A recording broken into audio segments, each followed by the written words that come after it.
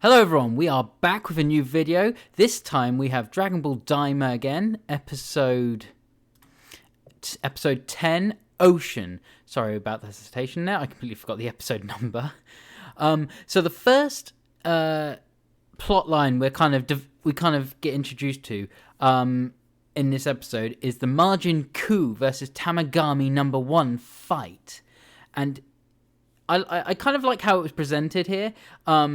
We go back and forth, kind of go to different scenes, but essentially what happens here is we have a bit of going and forth. Majin Ku's winning at sometimes, then Tamagami number 1's winning at sometimes, and it turns out that I thought for sure that Majin Ku was going to win. He'd probably kind of be on par with Goku, but it turns out Majin Ku loses to Tamagami number 1.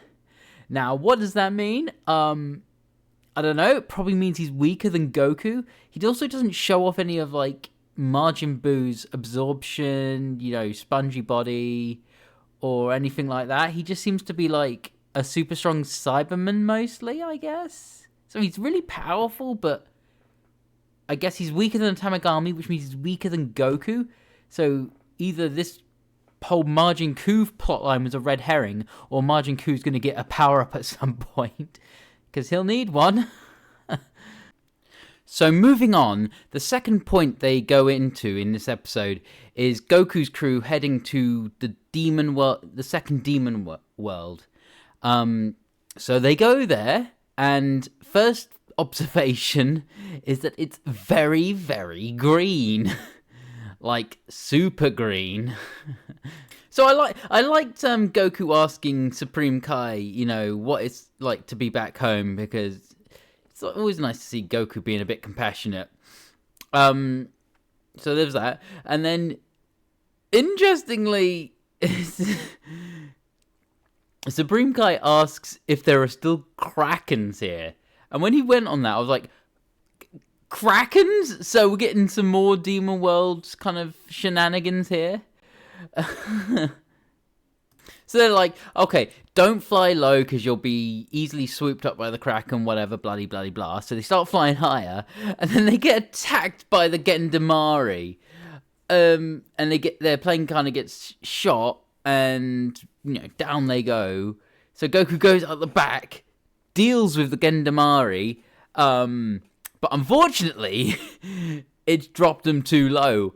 And as kind of prophesized, the Kraken attacks.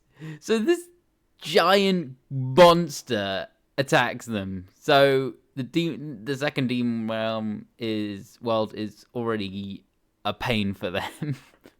So I liked this next sequence. It was really cool. So they escape the ship, right? But then Pansy goes back, and I'm like, oh, she must be going back for the Dragon Ball. And they're like, oh, why are you going back, Pansy? You crazy.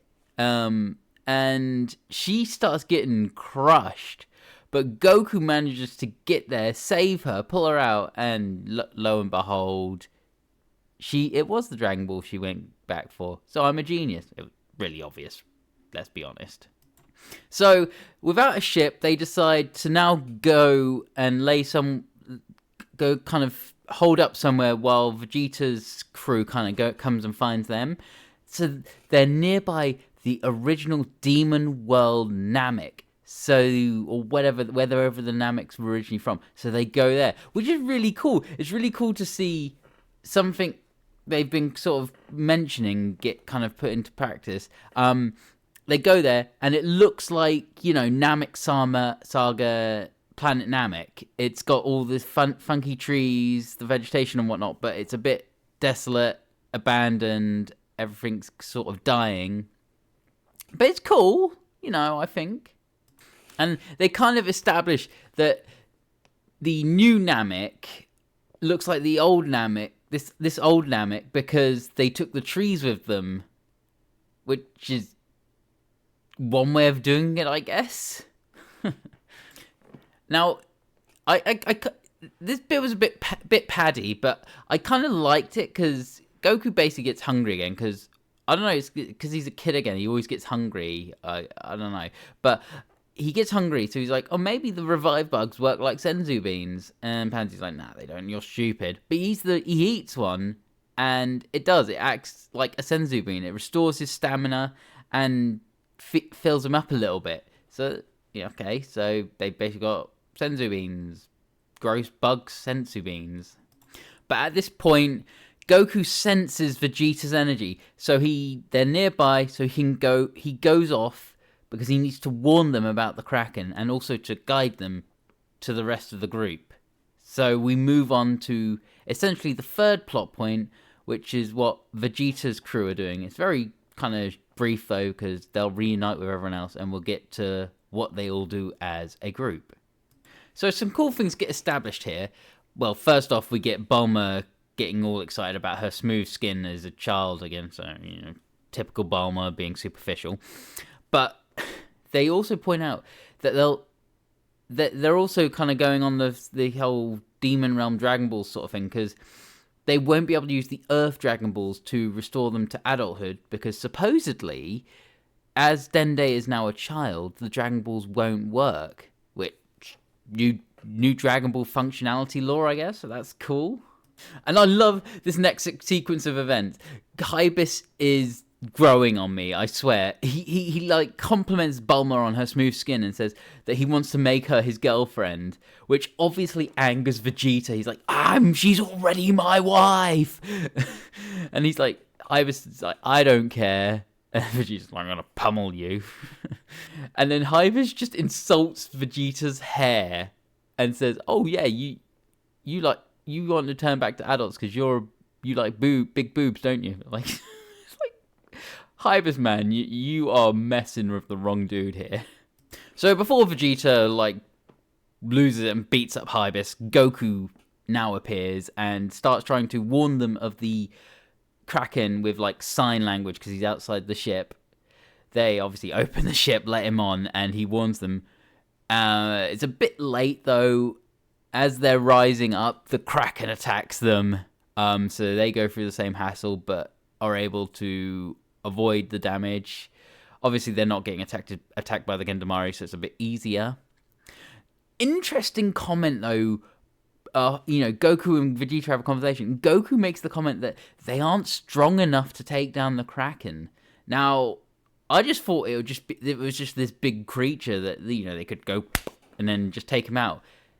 They can sense a creature's strength and energy. It's like, are Krakens really that powerful? For the guys that can go Super Saiyan up to Super Saiyan 3? Really? It doesn't make a lot of sense to me, but that's such a bold statement to make. So they land on the original Namekian planet, and it's cool. I love Piccolo's little nostalgic. He's obviously not from this place, but he states it seems familiar and pleasant to him, so that's cool. And we get some Namekian lore, some sad Namekian lore, where Supreme Kai says that they were useful, so they were treated no more than slaves, really, which is kind of dark, I guess. But then, kind of Bulma gets informed about a lot of the stuff about Supreme Kai, right? And she wants to hear more, obviously. And Supreme Kai's said, "Oh yeah, I'm gonna share you some backstory." And Goku's like, "Well, I don't want to hear that. Like, I wanted to strangle Goku because like, I love this lore. Give me more." But okay, they shut him up and they do the lore, which is great. So this is where the lore gets kind of crazy, where one of the previous Supreme Demon Kings wanted to expand his sort of realm, so he ordered. Let me get the name again. Okay, so it's Super Margin Rimus to create the universes. The 16 universes. This new, insanely powerful guy who can just create the universes, sort of like opposite of Zeno, who destroys the universes, I guess. Like, what?